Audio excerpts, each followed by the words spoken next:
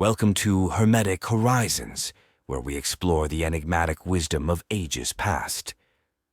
Our latest offering, the Hermetic Arcanum, the secret work of the Hermetic Philosophy, is a portal to the ancient teachings of Hermeticism, a path that illuminates the mysteries of the cosmos.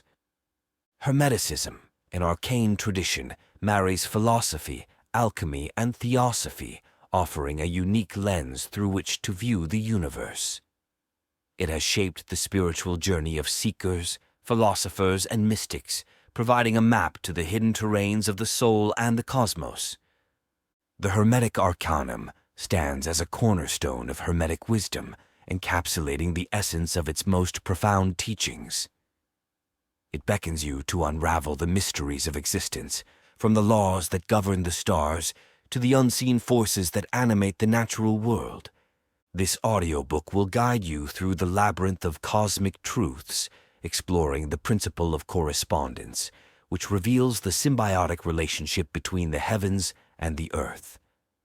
You will traverse the alchemical path of transformation, understanding how spiritual alchemy serves as a metaphor for personal refinement and enlightenment. The exploration of duality unveils the necessity of opposites, teaching that harmony arises from the balance of contrasting forces. Delve into the mystery of the universal mind, recognizing the interconnectedness of all things within a singular divine intelligence. Embark on the ultimate quest for gnosis, as the Hermetic Arcanum leads you to discover the sacred knowledge of the divine within. This journey promises not just learning, but a profound awakening to the truths that bind the universe together. Join us at Hermetic Horizons as we delve into the Hermetic Arcanum. Open your heart and mind to the ancient wisdom that awaits, and let the secrets of the Hermetic philosophy light your way to enlightenment and beyond. The Hermetic Arcanum, the secret work of the Hermetic philosophy, wherein the secrets of nature and art concerning the matter of the philosopher's stone and the manner of working are explained in an authentic and orderly manner. The work of an anonymous author, Penes nos undatagi. The beginning of this divine science is the fear of the Lord, and its end is charity and love toward our neighbor. The all-satisfying golden crop is properly devoted to the rearing and endowing of temples and hospices. For whatsoever the Almighty freely bestows on us, we should properly offer again to Him. So also countries grievously oppressed may be set free, prisoners unduly held captive may be released, and souls almost starved may be relieved. The light of this knowledge is the gift of God, which by His will He bestoweth upon whom He pleaseth. Let none therefore set himself to the study hereof, until having cleared and purified his heart, he devote himself wholly unto God, and be emptied of all affection and desire unto the impure things of this world. The science of producing nature's grand secret is a perfect knowledge of universal nature and of art concerning the realm of metals. The practice thereof is conversant with finding the principles of metals by analysis, and after they have been made much more perfect to conjoin them otherwise than they have been before, that from thence may result a Catholic medicine, most powerful to perfect imperfect metals, and for restoring sick and decayed bodies of any sort soever. Those that hold public honors and offices, or be always busied with private and necessary occupations, let them not strive to attain unto the acme of this philosophy, for it requireth the whole man's, and being found, it possesseth him, and he being possessed, it debarreth him from all other long and serious employments, for he will esteem other things as strange, and of no value unto him. Let him that is desirous of this knowledge clear his mind from all evil passions, especially pride, which is an abomination to heaven, and is as the gate of hell. Let him be frequent in prayer and charitable, have little to do with the world, abstain from company keeping, enjoy constant tranquility, that the mind may be able to reason more freely in private and be highly lifted up. For unless it be kindled with a beam of divine light, it will not be able to penetrate these hidden mysteries of truth. The alchemists who have given their minds to their well-nigh innumerable sublimations distillations, solutions, congelations, to manifold extraction of spirits and tinctures, and other operations more subtle than profitable, and so have distracted themselves by a variety of errors, as so many tormentors will never be inclined again by their own genius to the plain way of nature and light of truth, from whence their industrious subtlety hath twined them, and by twinings and turnings as by the Libyan quicksands hath drowned their entangled wits. The only hope of safety for them remaineth in finding out a faithful guide and master, who may make the sun clear and conspicuous unto them, and free themselves from darkness. A studious tyro of a quick wit, constant mind, inflamed with the study of philosophy, very skilful in natural philosophy, of a pure heart, complete in manners, mightily devoted to God, though ignorant of practical chemistry, may with confidence enter into the highway of nature and peruse the books of the best philosophers. Let him seek out an ingenious and sedulous companion for himself, and not despair of obtaining his desire. Let a student of these secrets carefully beware of reading or keeping company with false philosophers. For nothing is more dangerous to a learner of any science than the company of an unskilled or deceitful man by whom erroneous principles are stamped as true, whereby a simple and credulous mind is seasoned with false doctrine. Let a lover of truth make use of few authors, but of the best note and experienced truth. Let him suspect things that are quickly understood, especially in mystical names and secret operations. For truth lies hid in obscurity, for philosophers never write more deceitfully than when plainly, nor ever more truly than when obscurely. As for the authors of chiefest note, who have discoursed both acutely and truly of the secrets of nature and hidden philosophy, Hermes and Maurianus Romanus amongst the ancients are in my judgment of the highest esteem. Amongst the moderns, Count Trevisan and Raimundus Lullius are in greatest reverence with me. For what that most acute doctor hath omitted, none almost hath spoken. Let a student therefore peruse his works. Yea, let him often read over his former testament and codicil, and accept them as a legacy of very great worth. To these 2 volumes let him add both his volumes of practice, out of which works all things desirable may be collected, especially the truth of the first matter, of the degrees of fire and the regimen of the whole, wherein the final work is finished, and those things which our ancestors so carefully labored to keep secret. The occult causes of things and the secret motions of nature are demonstrated nowhere more clearly and faithfully. Concerning the first and mystical water of the philosophers, he hath set down few things, yet very pithily.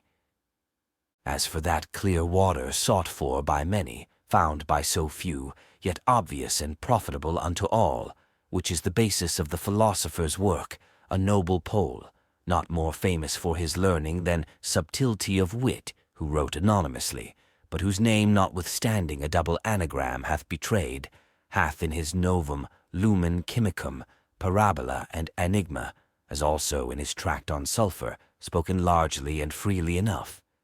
Yea, he hath expressed all things concerning it so plainly that nothing can be more satisfactory to him that desireth knowledge.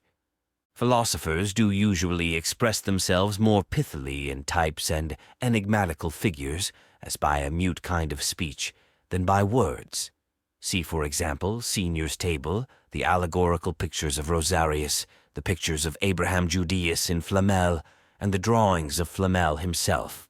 Of the later sort, the rare emblems of the most learned Michael Majerus, wherein the mysteries of the ancients are so fully opened, and as new perspectives they present antiquated truth, and though designed remote from our age, yet are near unto our eyes, and are perfectly to be perceived by us. Whosoever affirmeth that the philosopher's grand secret is beyond the powers of nature and art, he is blind because he ignores the forces of Sol and Luna. As for the matter of their hidden stone, philosophers have written diversely, so that very many disagreeing in words do nevertheless very well agree in the thing, nor doth their different speech argue the science ambiguous or false, since the same thing may be expressed with many tongues, by diverse expressions, and by a different character, and also one and many things may be spoken of after diverse manners. Let the studious reader have a care of the manifold significations of words, for by deceitful windings and doubtful, yea, contrary speeches, as it should seem, philosophers wrote their mysteries, with a desire of veiling and hiding, yet not of sophisticating or destroying the truth. And though their writings abound with ambiguous and equivocal words, yet about none do they more contend than in hiding their golden branch, which all the groves with shadows overcast, and gloomy valleys hide. Nor yieldeth it to any force, but readily and willingly will follow him, who knows Dame Venus' birds. And him to whom of doves a lucky pair, sent from above, shall hover about his ear. Whosoever seeketh the art of perfecting and multiplying imperfect metals beyond the nature of metals goes in error, for from metals the metals are to be derived, even as from man mankind, and from an ox only is that species to be obtained. Metals, we must confess, cannot be multiplied by the instinct and labor of nature only.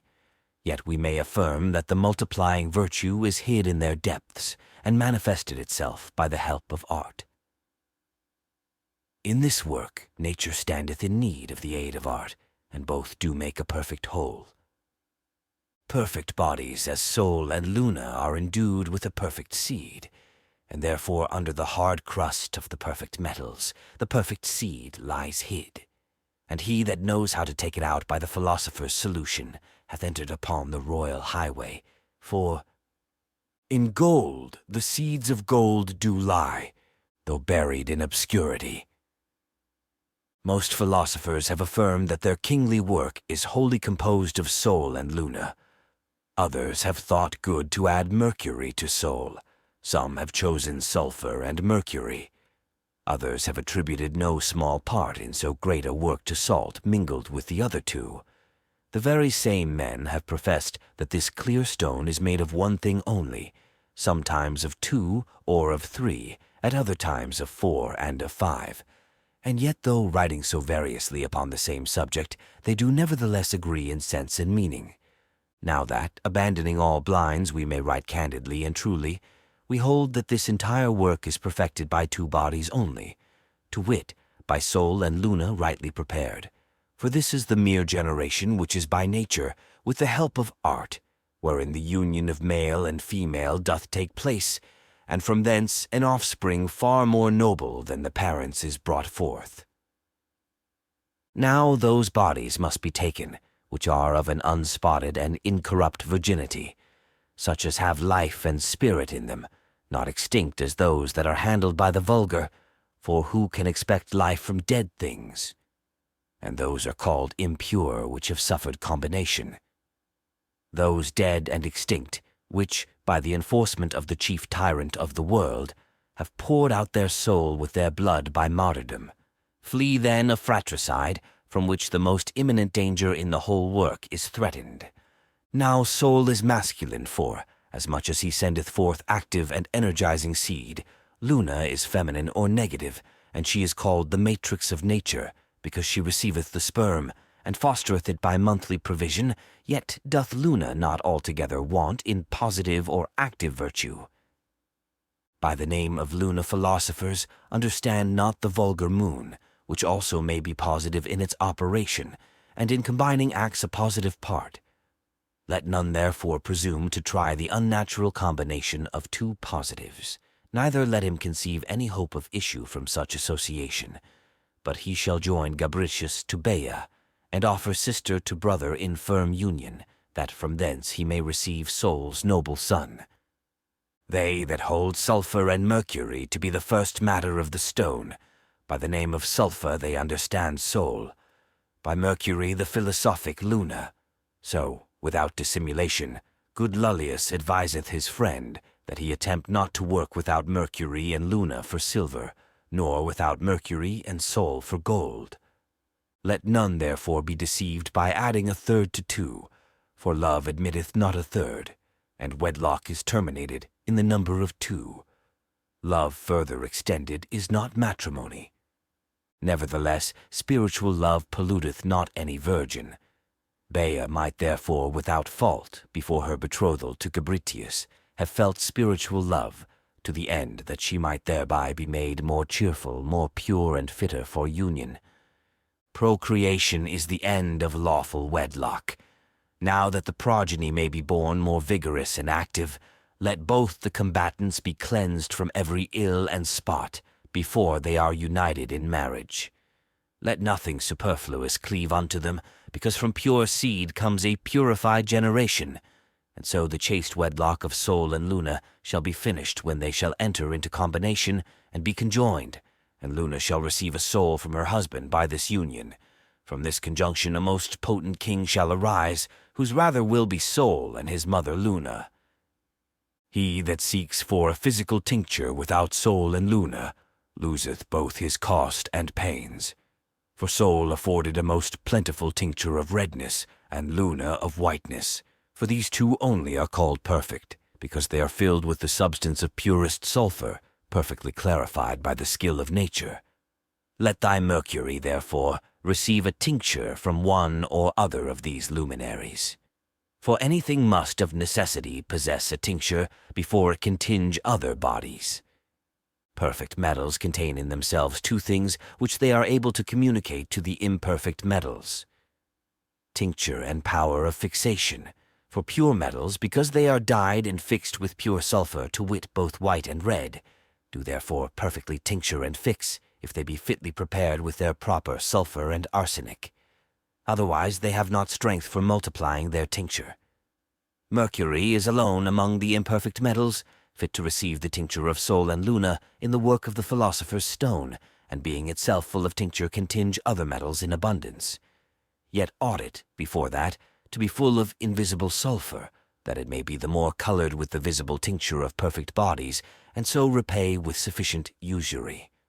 Mercury is alone among the imperfect metals, fit to receive the tincture of Sol and Luna in the work of the philosopher's stone, and being itself full of tincture can tinge other metals in abundance.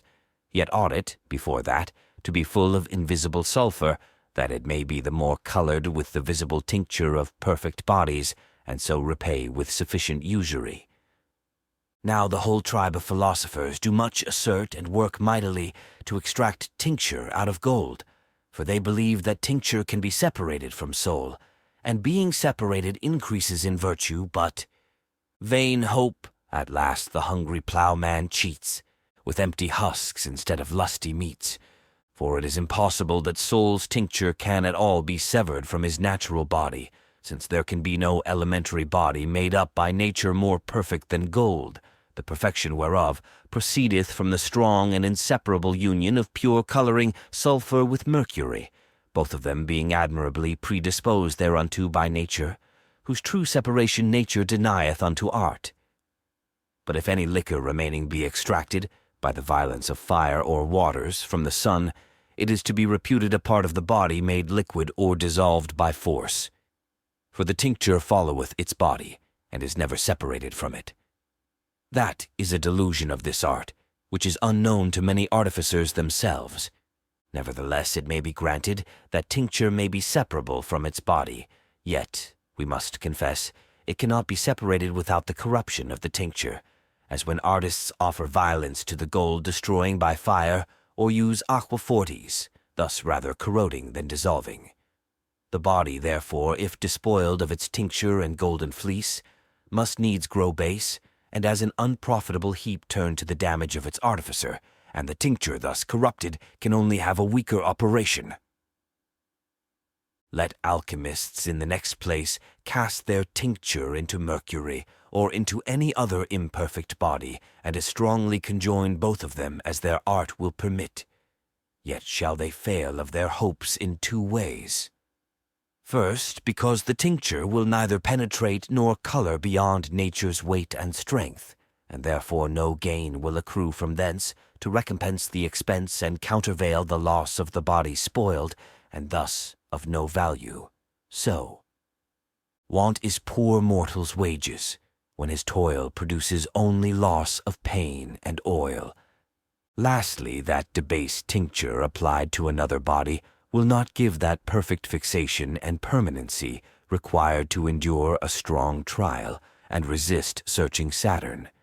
Let them therefore that are desirous of alchemy, and have hitherto followed impostors and mountebanks, found a retreat, spare no time nor cost, and give their minds to a work truly philosophical, lest the Phrygians be wise too late, and at length be compelled to cry out with the prophet, "Strangers have devoured his strength."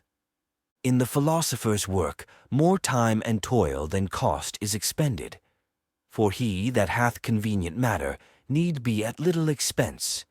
Besides those that hunt after great store of money, and place their chief end in wealth, they trust more to their riches than their own art. Let, therefore, the too credulous tyro beware of pilfering pickpockets, for while they promise golden mountains, they lay in wait for gold. They demand bright gold, viz. Money beforehand, because they walk in evil and darkness. As those that sail between Scylla and Charybdis are in danger from both sides, unto no less hazard art they subject, who pursuing the prize of the golden fleece, are carried between the uncertain rocks of the sulfur and mercury of the philosophers.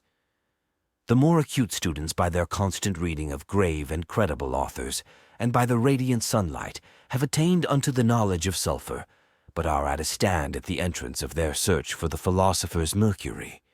For writers have twisted it with so many windings and meanderings, involved it with so many equivocal names, that it may be sooner met with by the force of the seeker's intuition than be found by reason or toil.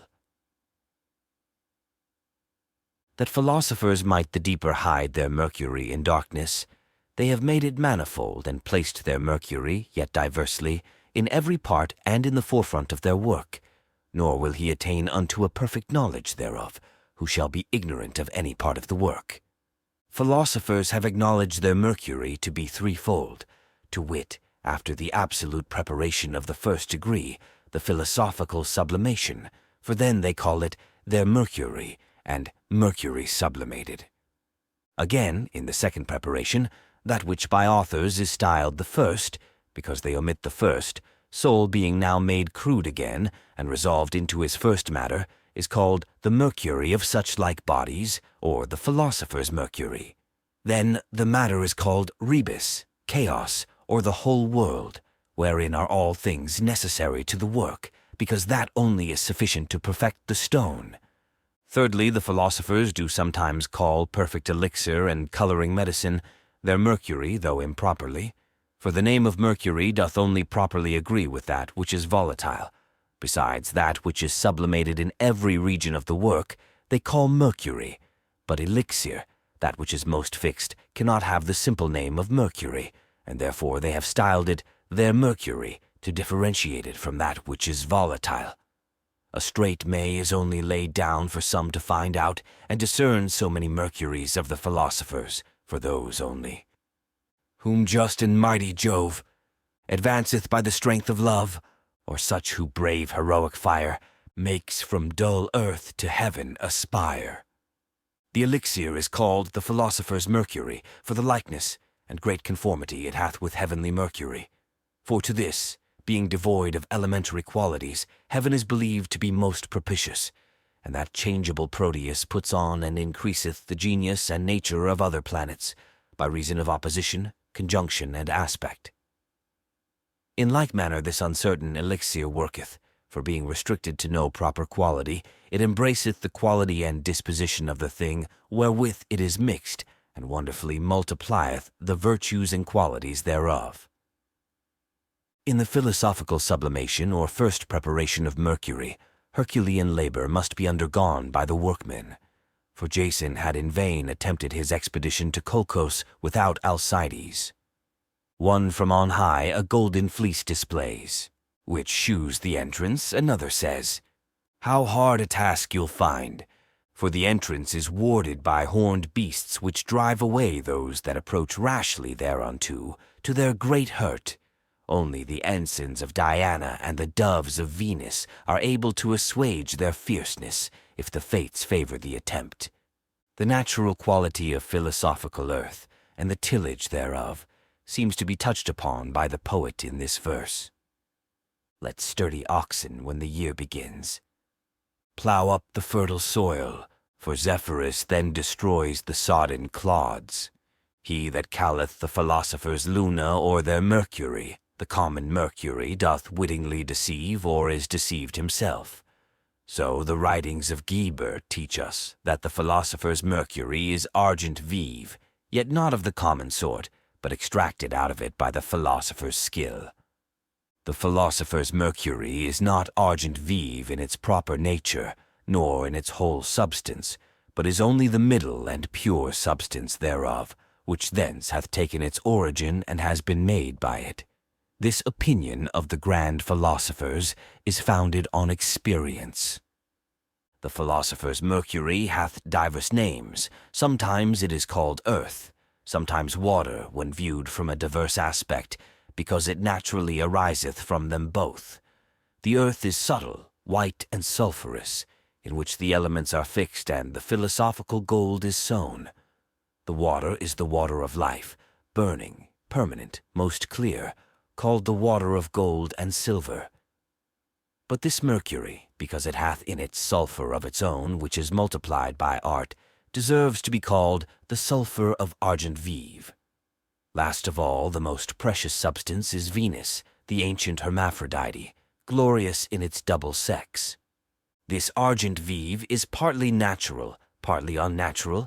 Its intrinsic and occult part hath its root in nature, and this cannot be drawn forth unless it be by some precedent cleansing and industrious sublimation. Its extrinsic part is preternatural and accidental. Separate, therefore, the clean from the unclean, the substance from the accidents, and make that which is hid manifest by the course of nature. Otherwise you make no further progress, for this is the foundation of the whole work and of nature. That dry and most precious liquor doth constitute the radical moisture of metals, wherefore by some of the ancients it is called glass. For glass is extracted out of the radical moisture, closely inherent in ashes which offer resistance, except to the hottest flame notwithstanding our inmost or central mercury, discovers itself by the most gentle and kindly, though a little more tedious, fire of nature. Some have sought for the latent philosophical earth by calcination, others by sublimation, many among glass, and some few between vitriol and salt, even as among their natural vessels. Others enjoin you to sublime it out of lime and glass. But we have learned of the prophet that, in the beginning God created the heaven and the earth was without form and void, and darkness was upon the face of the deep. And the Spirit of God moved upon the waters, and God said, Let there be light, and there was light. And God saw the light that it was good, and he divided the light from the darkness, etc. Joseph's blessing spoken of by the same prophet will be sufficient to a wise man. Blessed of the Lord be his land, for the apples of heaven, for the dew, and for the deep that liveth beneath, for the apples of fruit both of sun and moon, for the top of the ancient mountains, for the apples of the everlasting hills, etc. Pray the Lord from the bottom of thy heart, my son, that he would bestow upon thee a portion of this blessed earth. Argent vive is so defiled by original sin that it floweth with a double infection. The first it hath contracted from the polluted earth, which hath mixed itself therewith in the generation of argent vive, and by congelation hath cleaved thereunto. The second borders upon the dropsy, and is the corruption of intercudal water, proceeding from thick and impure water, mixed with the clear, which nature was not able to squeeze out and separate by constriction, but because it is extrinsic, it flies off with a gentle heat. The mercury's leprosy infesting the body is not of its root and substance, but accidental and therefore separable from it. The earthly part is wiped off by a warm, wet bath and the laver of nature. The watery part is taken away by a dry bath with that gentle fire suitable to generation. And thus by a threefold washing and cleansing the dragon putteth off his old scales, and ugly skin is renewed in beauty. The philosophical sublimation of mercury is completed by two processes, namely by removing things superfluous from it, and by introducing things which are wanting. In superfluities are the external accidents, which in the dark sphere of Saturn do make cloudy glittering Jupiter.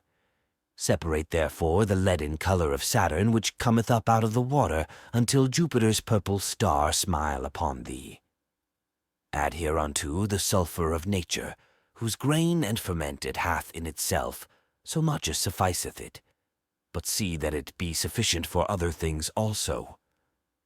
Multiply therefore that invisible sulfur of the philosophers, until the virgin's milk come forth. And so the first gate is opened unto thee. The entrance of the philosopher's garden is kept by the Hesperian dragon, which being put aside, a fountain of the dearest water proceeding from a sevenfold spring floweth forth on every side of the entrance of the garden, wherein make the dragon drink thrice the magical number of 7, until having drunk he put off his hideous garments. Then may the divine powers of light-bringing Venus and horned Diana be propitious unto thee. 3 kinds of most beautiful flowers are to be sought, and may he found in this garden of the wise: damask-colored violets, the milk-white lily, and the purple and immortal flower of love, the amaranth. Not far from that fountain at the entrance, fresh violets do first salute thee, which being watered by streams from the great golden river, they put on the most delicate color of the dark sapphire. Then Sol will give thee a sign. Thou shalt not sever such precious flowers from their roots until thou make the stone, for the fresh ones cropped off have more juice and tincture, and then pick them carefully with a gentle and discreet hand. If the fates frown not, this will easily follow, and one white flower being plucked, the other golden one will not be wanting. Let the lily and the amaranth succeed with still greater care and longer labor. Philosophers have their sea also, wherein small fishes plump and shining with silver scales are generated, which he that shall entangle, and take by a fine and small net, shall be accounted a most expert fisherman. The philosopher's stone is found in the oldest mountains, and flows from everlasting brooks. Those mountains are of silver, and the brooks are even of gold. From thence gold and silver, and all the treasures of kings are produced. Whosoever is minded to obtain the philosopher's stone, let him resolve to take a long peregrination, for it is necessary that he go to see both the Indies, that from thence he may bring the most precious gems and the purest gold. Philosophers extract their stone out of 7 stones, the 2 chief whereof are of a diverse nature and efficacy. The one infuseth invisible sulfur, the other spiritual mercury. That one induceth heat and dryness, and this one cold and moisture. Thus, by their help, the strength of the elements is multiplied in the stone. The former is found in the eastern coast, the latter in the western. Both of them have the power of coloring and multiplying, and unless the stone shall take its first tincture from them, it will neither color nor multiply. Recipe then the winged virgin very well washed and cleansed, impregnated by the spiritual seed of the first male, and fecundated in the permanent glory of her untouched virginity. She will be discovered by her cheeks dyed with a blushing color. Join her to the second, by whose seed she shall conceive again, and shall in time bring forth a reverend offspring of double sex, from whence an immortal race of most potent kings shall gloriously arise. Keep up and couple the eagle and lion well cleansed in their transparent cloister, the entry door being shut and watched lest their breath go out, or the air without do privily get in. The eagle shall snap up and devour the lion in this combination. Afterwards, being affected with a long sleep and a dropsy occasioned by a foul stomach, she shall be changed by a wonderful metamorphosis into a coal-black crow, which shall begin to fly with wings stretched out, and by its flight shall bring down matter from the clouds, until being often moistened, he put off his wings of his own accord, and falling down again he be changed into a most white swan. Those that are ignorant of the causes of things may wonder with astonishment when they consider that the world is nothing but a continual metamorphosis. They may marvel that the seeds of things perfectly digested should end in greatest whiteness. Let the philosopher imitate nature in his work. Nature proceedeth thus in making and perfecting her works, that from an inchoate generation it may bring a thing by divers means, as it were by degrees, to the ultimate term of perfection. She therefore attaineth her end by little and little, not by leaps, confining and including her work between two extremes, distinct and severed as by spaces. The practice of philosophy, which is the imitator of nature, ought not to decline from the way and example of nature in its working and direction to find out its happy stone. For whatsoever is without the bounds of nature is either in error or is near one. The extremes of the stone are natural argent vive and perfect elixir. The middle parts which lie between, by help whereof the work goes on, are of three sorts, for they either belong unto matter, or operations, or demonstrative signs. The whole work is perfected by these extremes and means. The material means of the stone are of divers kinds, for some are extracted out of others successively. The first are mercury philosophically sublimated, and perfect metals, which although they be extreme in the work of nature, yet in the philosophical work they supply the place of means. Of the former, the seconds are produced, namely the four elements, which again are circulated and fixed. Of the seconds, the third is produced, to wit, sulfur. The multiplication hereof doth terminate the first work. The fourth and last means are leaven or ointments weighed with the mixture of the things aforesaid, successively produced in the work of the elixir. By the right ordering of the things aforesaid, the perfect elixir is finished, which is the last term of the whole work, wherein the philosopher's stone resteth as in its centre, the multiplication whereof is nothing else than a short repetition of the previous operations. The operative means, which are also called the keys of the work, are four. The first is solution or liquefaction, the second is ablution, the third reduction, the fourth fixation. By liquefaction bodies return into their first form, things concocted are made raw again, and the combination between the position and negative is effected, from whence the crow is generated. Lastly, the stone is divided into four confused elements, which happeneth by the retrogradation of the luminaries.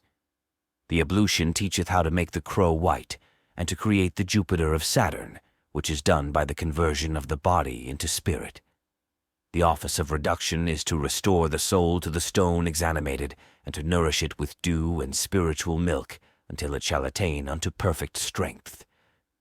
In both these latter operations the dragon rageth against himself, and by devouring his tail doth wholly exhaust himself, and at length is turned into the stone.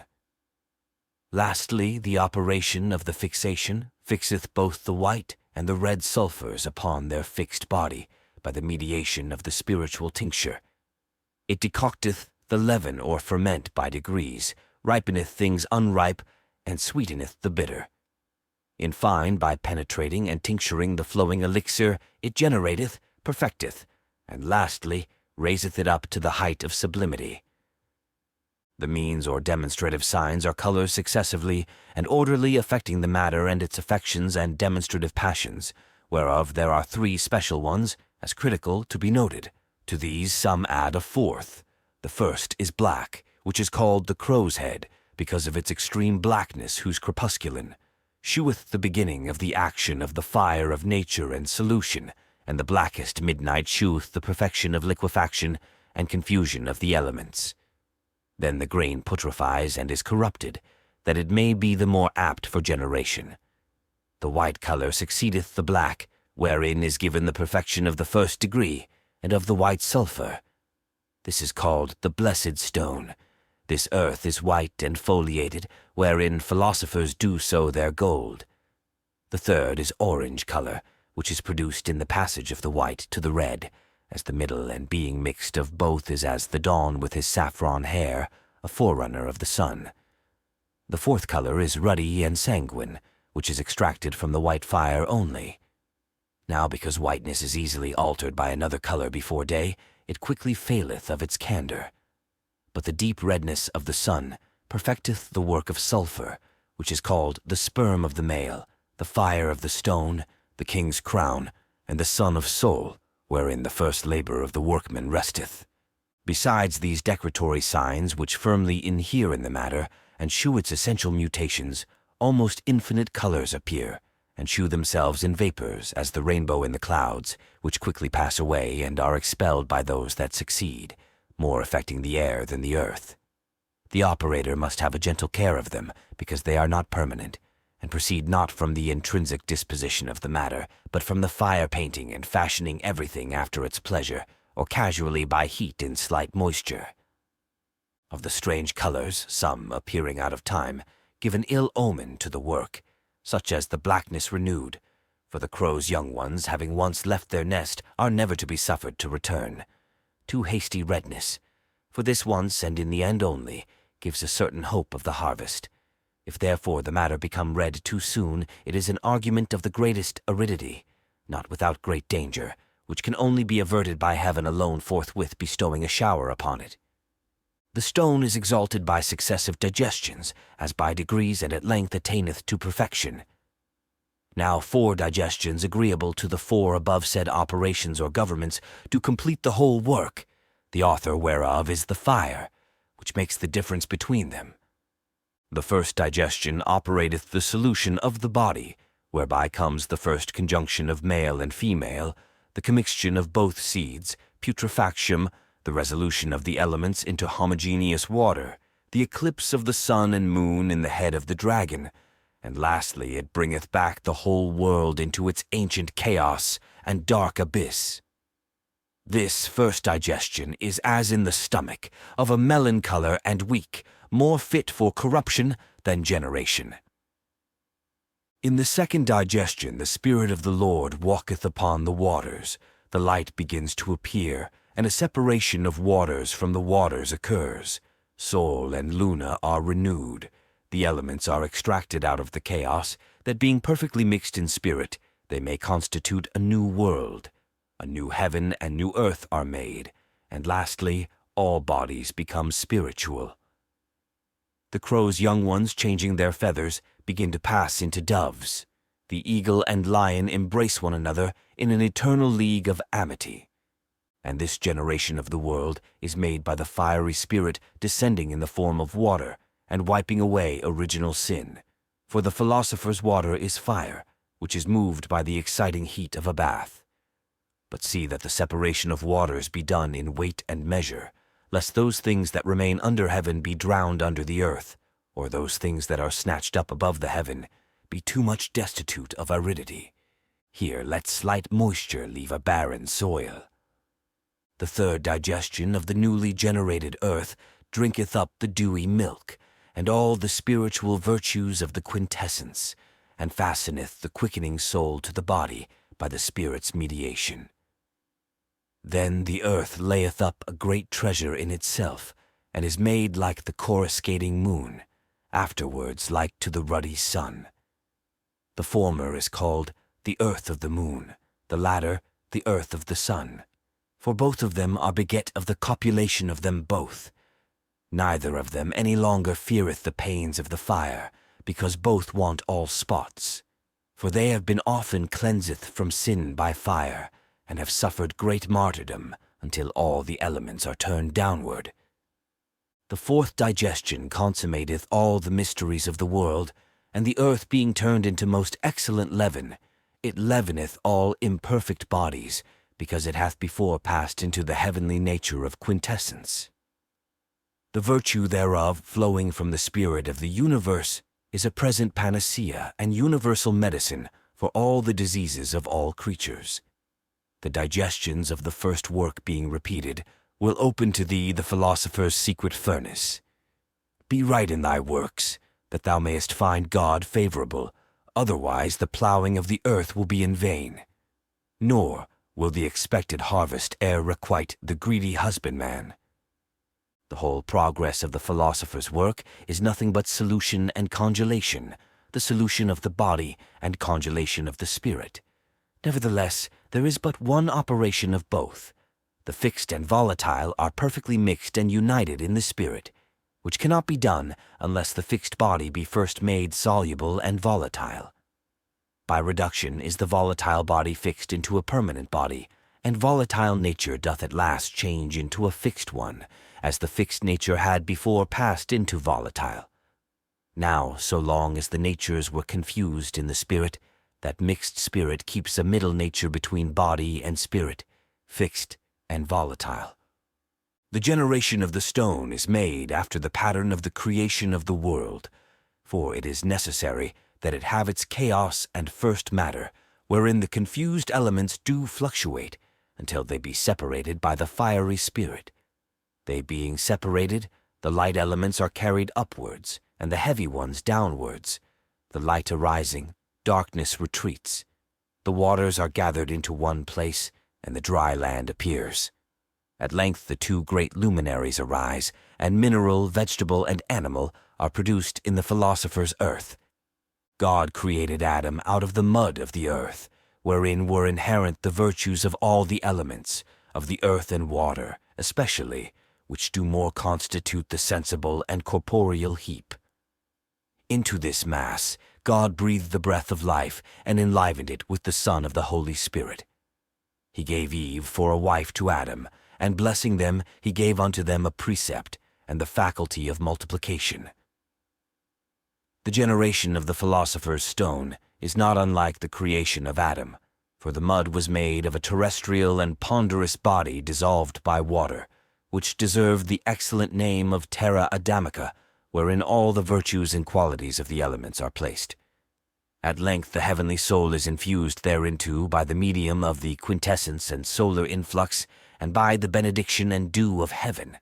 The virtue of multiplying ad infinitum by the intervening copulation of both sexes is given it. The chief secret of this work consisteth in the manner of working, which is wholly employed about the elements. For the matter of the stone passeth from one nature into another, the elements are successively extracted, and by turns obtain dominion. Everything is agitated by the circles of humidum and siccum, until all things be turned downwards, and there rest. In the work of the stone, the other elements are circulated in the figure of water, for the earth is resolved into water, wherein are the rest of the elements. The water is sublimated into vapor, vapor retreats into water, and so by an unwearied circle is the water moved, until it abide fixed downwards. Now that being fixed, all the elements are fixed. Thus into it they are resolved, by it they are extracted, with it they live and die. The earth is the tomb, and last end of all. The order of nature requireth that every generation begin from humidum and in humidum. In the philosopher's work, nature is to be reduced into order, that so the matter of the stone, which is terrestrial, compact and dry, in the first place may be dissolved and flow into the element of water next unto it, and then Saturn will be generated of soul. The air succeeds the water, drawn about by 7 circles or revolutions, which is wheeled about with so many circles and reductions, until it be fixed downwards, and Saturn being expelled, Jupiter may receive the scepter and government of the kingdom, by whose coming the philosopher's infant is formed, nourished in the womb, and at length is born, resembling the splendor of Luna in her beautiful and serene countenance. The fire executes the courses of the nature of the elements, extreme fire assisting it. Of the hidden is made the manifest. The saffron dyeth the lily. Redness possesseth the cheeks of the blushing child now made stronger. A crown is prepared for him against the time of his reign. This is the consummation of the first work, and the perfect rotation of the elements the sign whereof is, when they are all terminated in siccum, and the body void of spirit lieth down, wanting pulse and motion, and thus all the elements are finally resolved into terra. Fire placed in the stone is nature's prince, soul's son and vicar, moving and digesting matter, and perfecting all things therein, if it shall attain its liberty, for it lieth weak under a hard bark. Procure therefore its freedom, that it may succor thee freely. But beware that thou urge it not above measure, for being impatient of tyranny, it may become a fugitive, no hope of return being left unto thee. Call it back therefore by courteous words, and keep it prudently.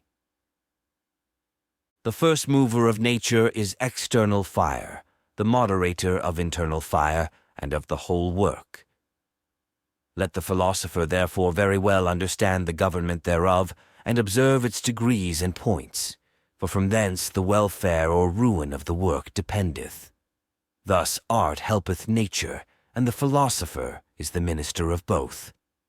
By these two instruments of art and nature, the stone lifteth itself up from earth to heaven with great ingenuity, and slideth from heaven to earth, because the earth is its nurse, and being carried in the womb of the wind, it receiveth the force of the superiors and inferiors. The circulation of the elements is performed by a double whirl, by the greater or extended and the less or contracted.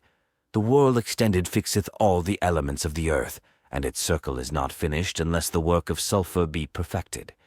The revolution of the minor whirl is terminated by the extraction and preparation of every element.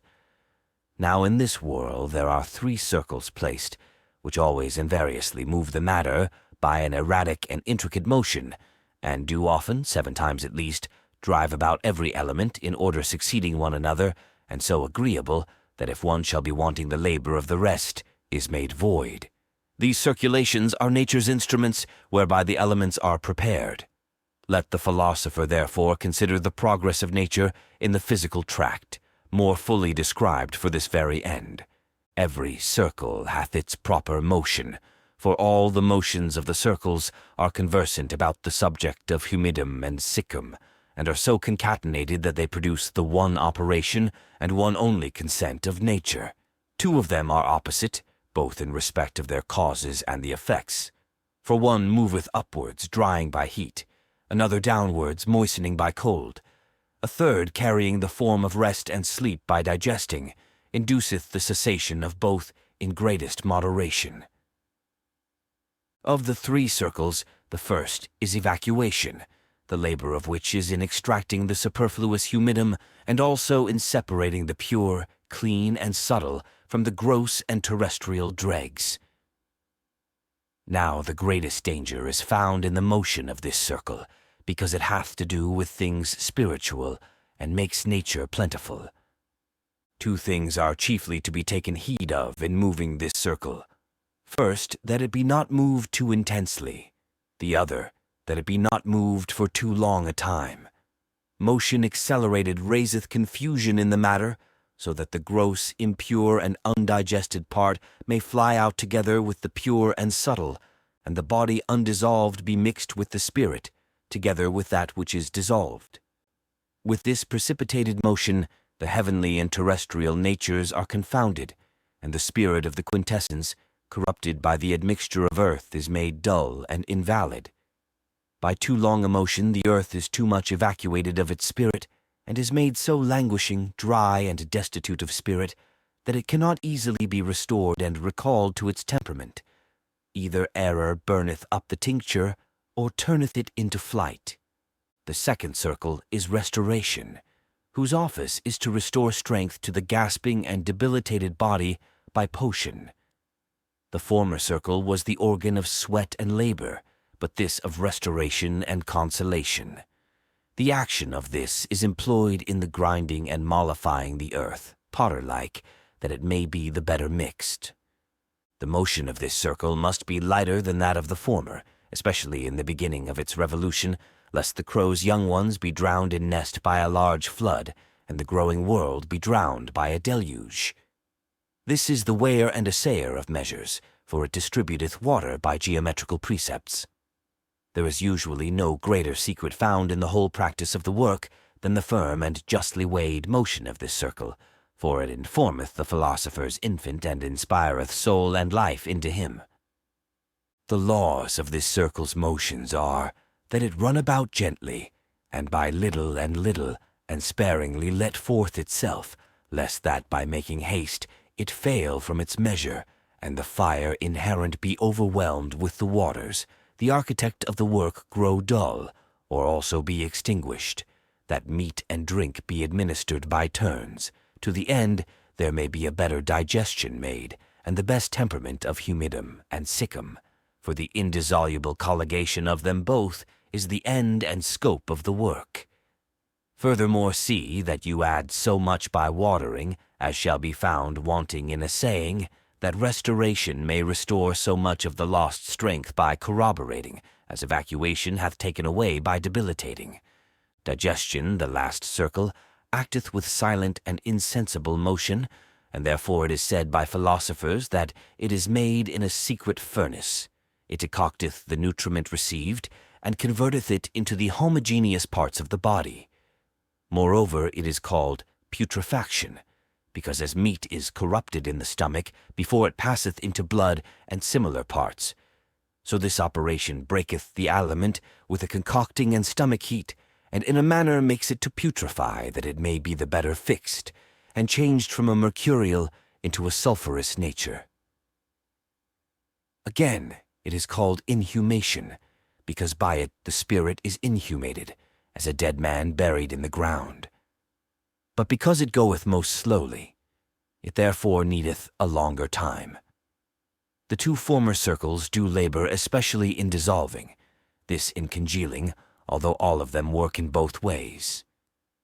The laws of this circle are that it be moved by the feverish and most gentle heat of dung, lest that the things volatile fly out, and the spirit be troubled at the time of its strictest conjunction with the body, for then the business is perfected in the greatest tranquillity and ease. Therefore we must especially beware lest the earth be moved by any winds or showers.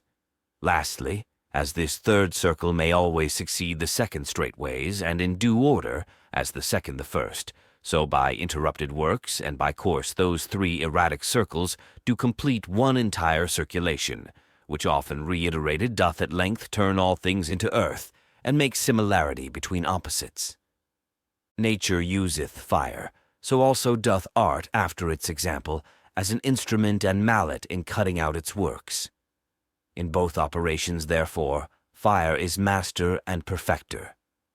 Wherefore the knowledge of fire is most necessary for a philosopher, without which, as another Ixion, condemned to labor in vain, he shall turn about the whirl of nature to no purpose.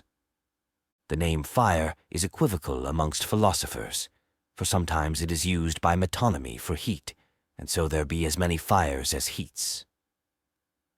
In the generation of metals and vegetables, nature acknowledgeth a threefold fire, to wit, celestial, terrestrial, and innate. The first flows from soul as its fountain into the bosom of the earth. It stirreth up fumes, or mercurial and sulphurous vapors, of which the metals are created, and mixeth itself amongst them. It stirreth up that torpid fire which is placed in the seeds of vegetables, and addeth fresh sparks unto it as a spur to vegetation.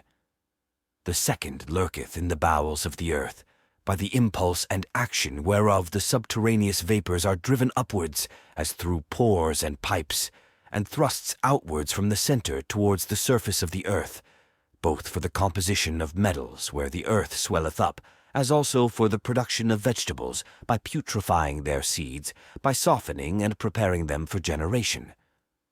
The third fire, viz. Innate, is also indeed solar. It is generated of a vapid smoke of metals, and also being infused with the monthly provision, grows together with the humid matter, and is retained as in a prison, or more truly, as form is conjoined with the mixed body. It firmly inhereth in the seeds of vegetables, until being solicited by the point of its father's rays it be called out. Then motion intrinsically moveth and informeth the matter, and becomes the moulder and dispenser of the whole mixture. In the generation of animals, celestial fire doth insensibly co-operate with the animal, for it is the first agent in nature, for the heat of the female answereth to terrestrial fire. When the seed putrefies, this warmth prepareth it. For truly the fire is implanted in the seed. Then the Son of Soul disposeth of the matter, and being disposed, he informeth it. Philosophers have observed a threefold fire in the matter of their work, natural, unnatural, and contranatural. The natural they call the fiery celestial spirit innate, kept in the profundity of matter, and most strictly bound unto it, which by the sluggish strength of metal grows dull, until being stirred up and freed by the philosopher's discretion and external heat, it shall have obtained a faculty of moving its body dissolved, and so it may inform its humid matter by unfolding penetration, dilatation, and congelation. In every mixed body, natural fire is the principle of heat and motion. Unnatural fire they name that which being procured and coming from without is introduced into the matter artificially, that it may increase and multiply the strength of the natural heat. The fire contrary to nature they call that which putrefieth the compositum and corrupteth the temperament of nature. It is imperfect, because being too weak for generation, it is not carried beyond the bounds of corruption. Such is the fire or heat of the menstruum. Yet it hath the name improperly of fire against nature, because, in a manner, it is according to nature, for although it destroys the specific form, and corrupteth the matter, yet it disposeth it for reproduction. It is more credible, nevertheless, that the corrupting fire called fire against nature is not different from the innate, but the first degree of it, for the order of nature requireth that corruption should precede generation. The fire, therefore, that is innate, agreeable to the law of nature, performeth both by exciting both successively in the matter.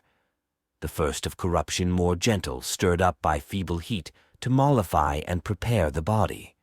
The other of generation more forcible, moved by a more vehement heat, to animate and fully inform the elementary body disposed of by the former.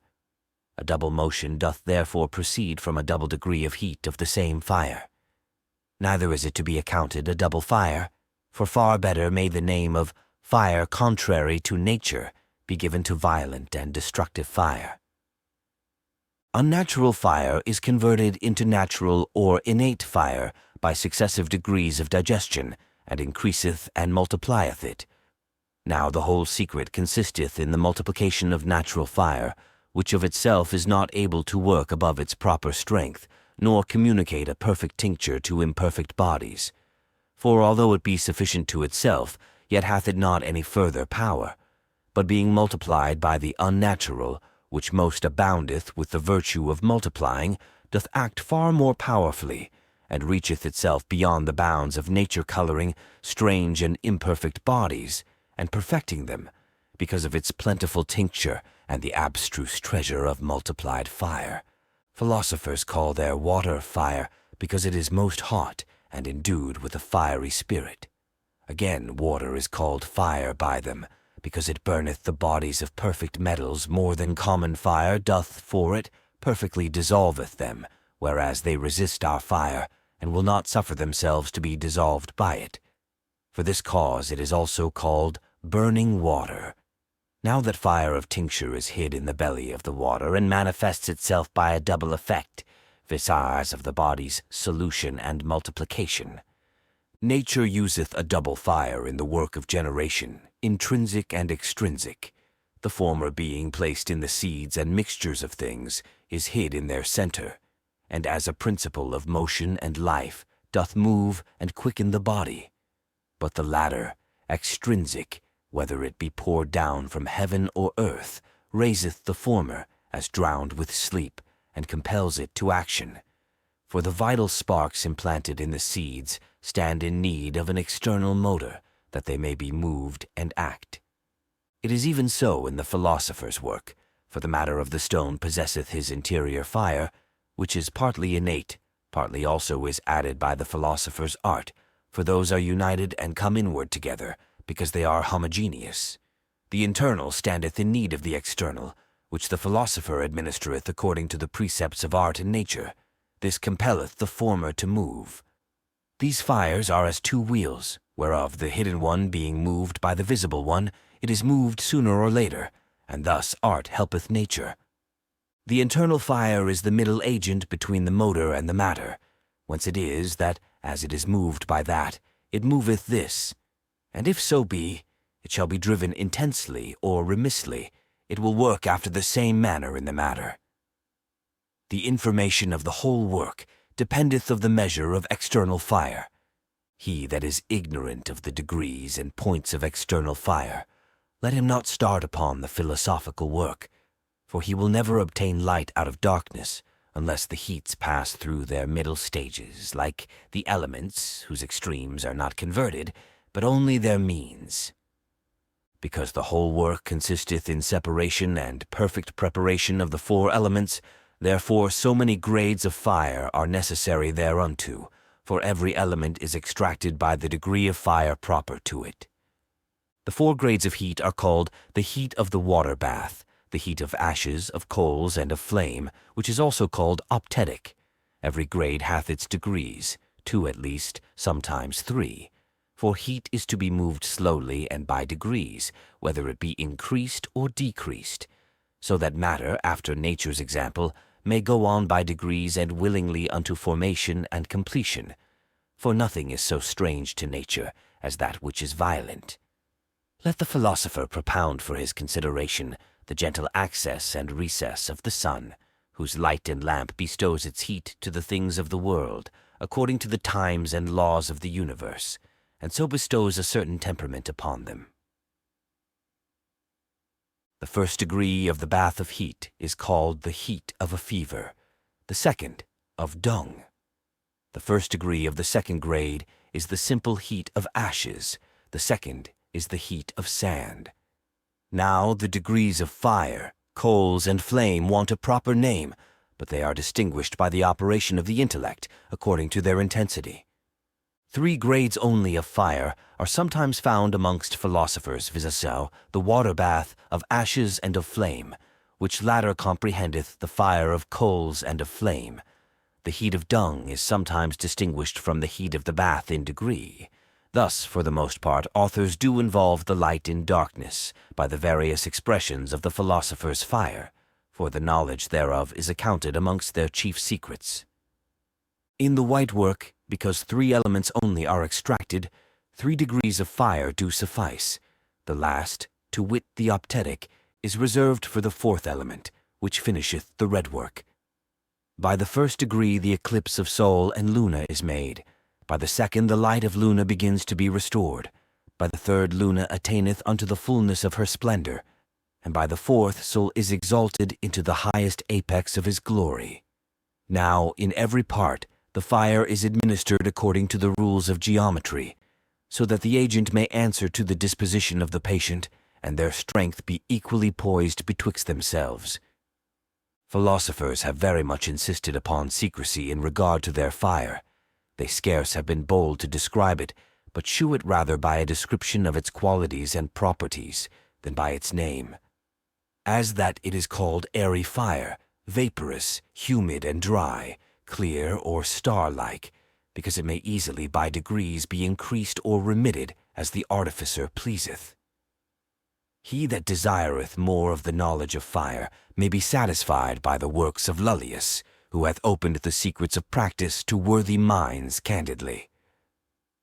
Of the conflict of the eagle and the lion also they write diversely, because the lion is the strongest animal, and therefore it is necessary that more eagles act together, 3 at least, or more, even to 10, to conquer him. The fewer they are, the greater the contention, and the slower the victory. But the more eagles, the shorter the battle, and the plundering of the lion will more readily follow. The happier number of 7 eagles may be taken out of Lullius, or of 9 out of Senior. The vessel wherein philosophers decoct their work is twofold, the one of nature, the other of art. The vessel of nature, which is also called the vessel of philosophy, is the earth of the stone, or the female or matrix, wherein to the sperm of the male is received putrefies, and is prepared for generation. The vessel of nature is of 3 sorts, for the secret is decocted in a 3-fold vessel. The first vessel is made of a transparent stone, or of a stony glass. The form thereof some philosophers have hid by a certain enigmatic description, sometimes affirming that it is compounded of 2 pieces, to wit, an alembic and a bolt head, sometimes of 3, at other times of the 2 former, with the addition of a cover.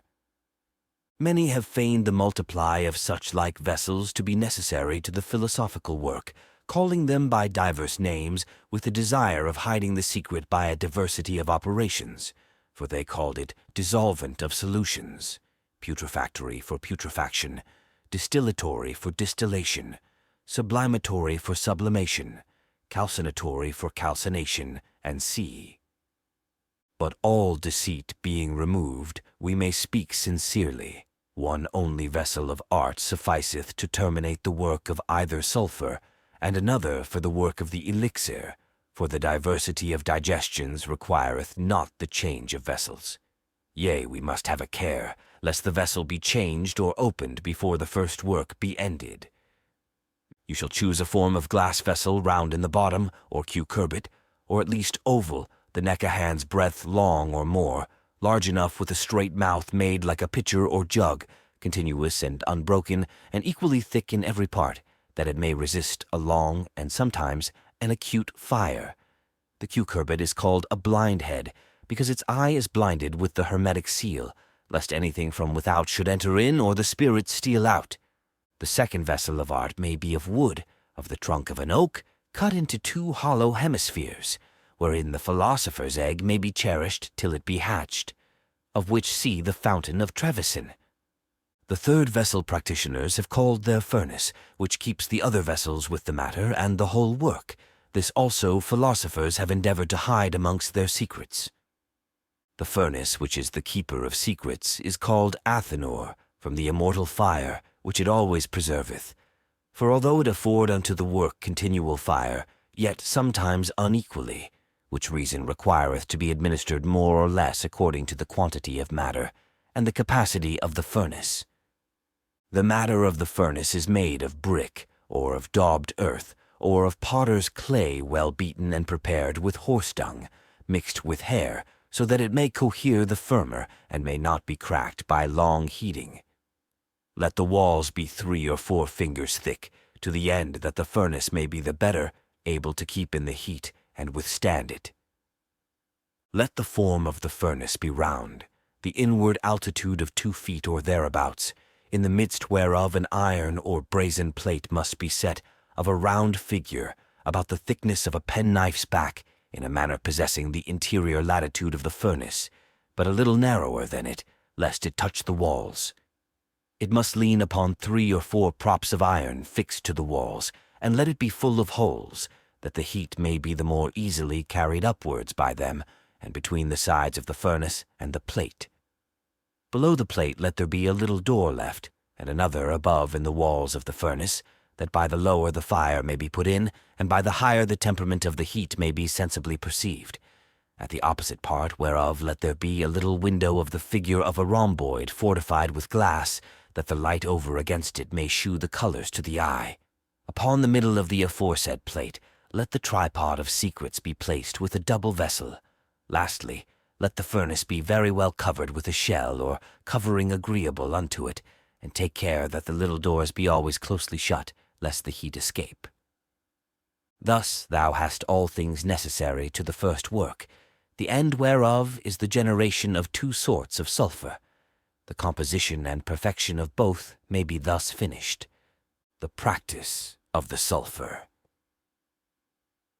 Take a red dragon, courageous, warlike, to whom no natural strength is wanting, and afterwards 7 or 9 noble eagles, virgins, whose eyes will not wax dull by the rays of the sun.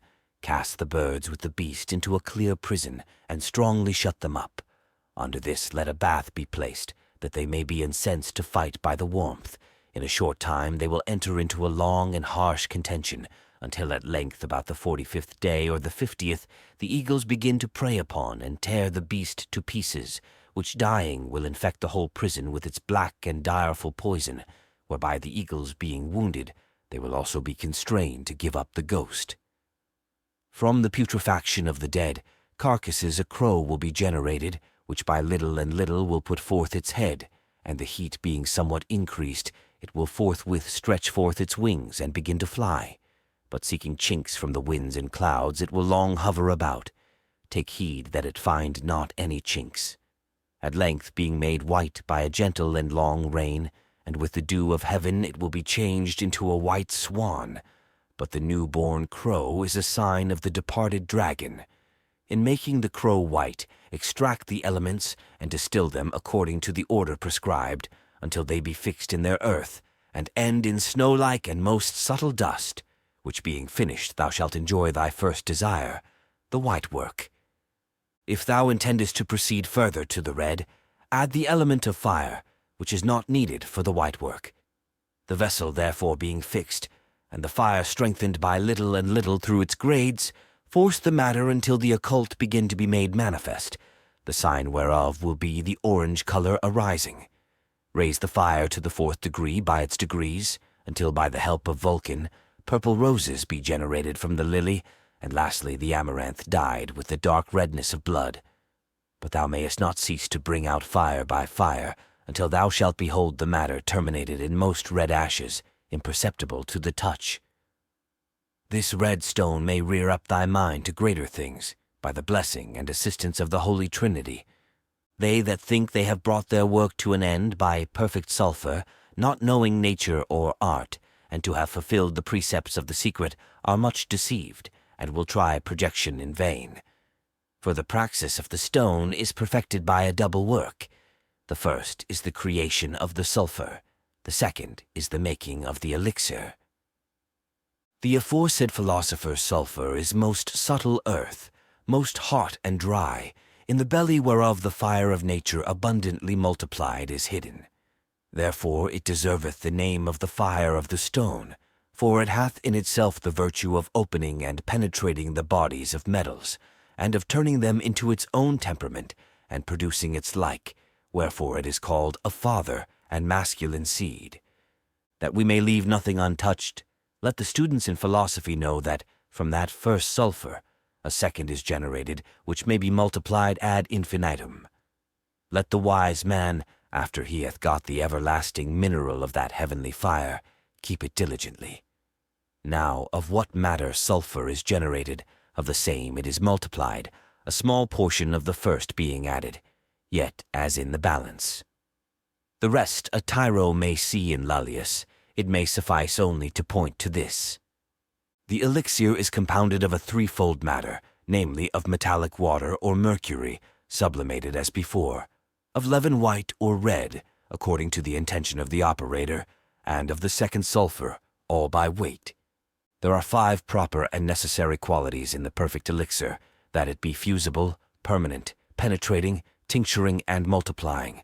It borroweth its tincture and fixation from the leaven, its penetration from the sulfur, its fusion from argent vive, which is the medium of conjoining tinctures, to wit of the ferment and sulfur, and its multiplicative virtue from the spirit infused into the quintessence. 2 perfect metals give a perfect tincture, because they are dyed with the pure sulfur of nature, and therefore no ferment of metals may be sought except these 2 bodies.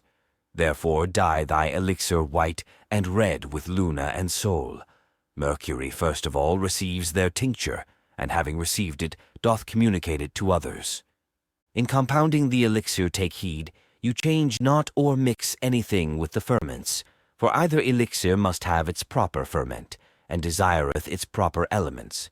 For it is provided by nature that the 2 luminaries have their different sulfurs and distinct tinctures. The second work is concocted as the first, in the same or a like vessel, the same furnace, and by the same degrees of fire, but is perfected in a shorter time. There are 3 humours in the stone, which are to be extracted successively, namely, watery, airy, and radical, and therefore all the labour and care of the workman is employed about the humour. Neither is any other element in the work of the stone circulated beside the humid one. For it is necessary, in the first place, that the earth be resolved and melted into humour. Now, the radical humour of all things, accounted fire, is most tenacious, because it is tied to the centre of nature from which it is not easily separated. Extract, therefore, these 3 humours slowly and successively, dissolving and congealing them by their whirls, for by the multiplied alternative reiteration of solution and congelation, the whirl is extended, and the whole work finished. The elixir's perfection consisteth in the strict union and indissoluble matrimony of siccum and humidum, so that they may not be separated, but the siccum may flow with moderate heat into the humidum, abiding every pressure of fire. The sign of perfection is that if a very little of it be cast in above the iron or brazen plate, while very hot, it flow forthwith without smoke. Let 3 weights of red earth or of red ferment, and a double weight of water and air well ground up, be mixed together. Let an amalgama be made like butter or metalline paste, so that the earth being mollified may be insensible to the touch. Add 1.5 weights of fire. Let these be transferred to the vessel, and exposed to a fire of the first degree, most closely sealed. Afterwards let the elements be extracted out of their degrees of fire in their order, which being turned downwards with a gentle motion, they may be fixed in their earth, so as nothing volatile may be raised up from thence.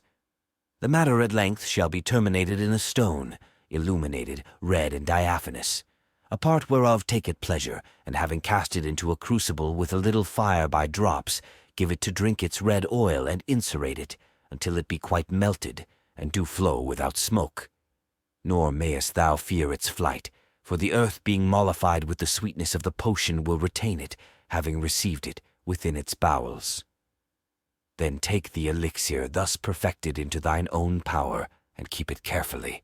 In God rejoice, and be silent. The order and method of composing and perfecting the white elixir is the same, so that thou usest the white elements only in the composition thereof, but the body of it brought to the term of decoction will end in the plate, white, splendid, and crystal-like, which inserated with its white oil will be fused. Cast 1 weight of either elixir upon 10 times its weight of argent vive well washed, and thou wilt admire its effect with astonishment, because in the elixir the strength of natural fire is most abundantly multiplied by the spirit infused into the quintessence, and the depraved accidents of bodies which beset their purity, and the true light of nature with darkness, are taken away by long and manifold sublimations and digestions. Therefore, fiery nature freed from its fetters, and fortified with the aid of heavenly strength, works most powerfully, being included in this our 5th element. Let it not therefore be a wonder if it obtains strength not only to perfect imperfect things, but also to multiply its force and power. Now the fountain of multiplication is in the Prince of the Luminaries, who by the infinite multiplication of his beams begetteth all things in this our orb, and multiplieth things generated by infusing a multiplicative virtue into the seeds of things. The way of multiplying the elixir is threefold. By the first, mingle 1 weight of red elixir with 9 times its weight of red water, and dissolve it into water in a vessel suitable for solution, the matter being well dissolved and united, coagulated by decoction with a gentle fire, until it be made strong into a ruby or red lamel, which afterwards incerate with its red oil, after the manner prescribed, until it melt and flow. So shalt thou have a medicine 10 times more powerful than the first. The business is easily finished in a short time. By the second manner, what portion thou pleasest of thy elixir mixed with its water, the weights being observed, seal it very well in the vessel of reduction, dissolve it in a bath, by inhumation, being dissolved, distill it, separating the elements by their proper degrees of fire, and fixing them downwards, as was done in the first and second work, until it become a stone. Lastly, incerate it, and project it. This is the longer, but yet the richer way, for the virtue of the elixir is increased even 100-fold. For by how much the more subtle it is made by reiterated operations, so much more both of superior and inferior strength it retaineth, and more powerfully operateth. Lastly, take 1 ounce of the said elixir multiplied in virtue, and project it upon 100 of purified mercury, and in a little time the mercury made hot amongst burning coals will be converted into pure elixir, whereof if thou castest every ounce upon another 100 of the like mercury, soul will shine most purely to thine eyes. The multiplication of white elixir may be made in the same way. Study the virtues of this medicine to cure all kinds of diseases, and to preserve good health, as also other uses thereof, out of the writings of Arnold of Villanova, Lollius, and of other philosophers. The significator of the philosopher will instruct him concerning the times of the stone, for the first work, ad album, must be terminated in the house of Luna, the second in the second house of Mercury. The first work, ad rubium, will end in the second house of Venus, and the last in the other regal throne of Jupiter, from whence our most potent king shall receive a crown decked with most precious rubies. Thus doth the winding of the circling year trace its own footsteps, and the same appear. A 3-headed dragon keepeth this golden fleece. The first head proceedeth from the waters, the second from the earth, the third from the air. It is necessary that these three heads do end in one most potent, which will devour all the other dragons. Then a way is laid open for thee to the golden fleece. Farewell, diligent reader. In reading these things, invocate the spirit of eternal light. Speak little, meditate much, and judge aright. The times of the stone, the interpretation of the philosopher's significator. To every planet 2 houses were assigned by the ancients, Sol and Luna excepted, whereof the planet Saturn hath his 2 houses adjoining. Philosophers in handling their philosophical work begin their years in winter, to wit, the sun being in Capricorn, which is the former house of Saturn, and so come towards the right hand. In the second place, the other house of Saturn is found in Aquarius, at which time Saturn, that is, the blackness of the work of the Magistery, begins after the 45th or 50th day.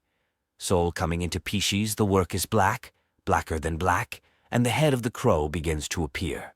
The 3rd month being ended, and Sol entering into Aries, the sublimation or separation of the elements begin. Those which follow unto Cancer make the work white. Cancer addeth the greatest whiteness and splendor, and doth perfectly fill up all the days of the stone, or white sulfur, or the lunar work of sulfur. Luna sitting and reigning gloriously in her house, in Leo, the regal mansion of the sun, the solar work begins, which in Libra is terminated into a ruby stone or perfect sulfur. The 2 signs Scorpio and Sagittarius which remain are required for the completing of the Elixir, and thus the philosopher's admirable offspring taketh its beginning in the reign of Saturn, and its end and perfection in the dominion of Jupiter. As we draw the final veil on the Hermetic Arcanum, the secret work of the Hermetic Philosophy, we find ourselves at the threshold of newfound wisdom and understanding. This journey through the esoteric corridors of Hermetic Philosophy has not just been an exploration of ancient texts and mystical teachings. It has been a profound voyage within, inviting each of us to reflect on the universal laws that govern our existence and the alchemical process of transforming the lead of our being into spiritual gold. Throughout this series, we've delved into the mysteries of the cosmos, the interplay of the elements, and the symbiotic relationship between the macrocosm and microcosm, discovering how these age-old principles can be applied to our modern lives.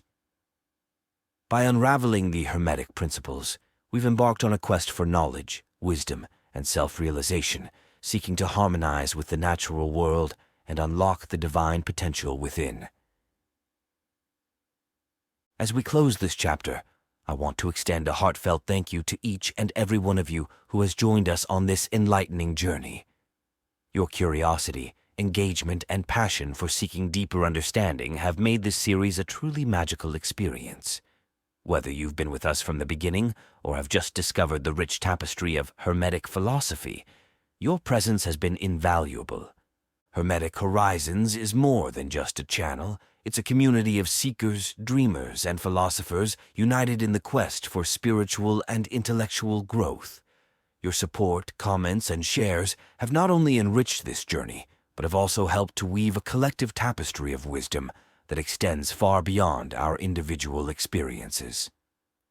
As we part ways with the Hermetic Arcanum, remember that the end of this audiobook is not the conclusion of our journey. It is but a milestone in the perpetual quest for knowledge and enlightenment. I encourage you to carry the seeds of wisdom planted throughout this series into your daily lives, nurturing them into blossoming understanding and compassion. Thank you for allowing Hermetic Horizons to be a part of your spiritual and philosophical exploration. Stay tuned for more adventures into the mysteries of the universe and the hidden chambers of the soul. Until we meet again, may your path be illuminated by the light of wisdom, and may the stars guide you towards your highest destiny. With deepest gratitude and universal love, Hermetic Horizons.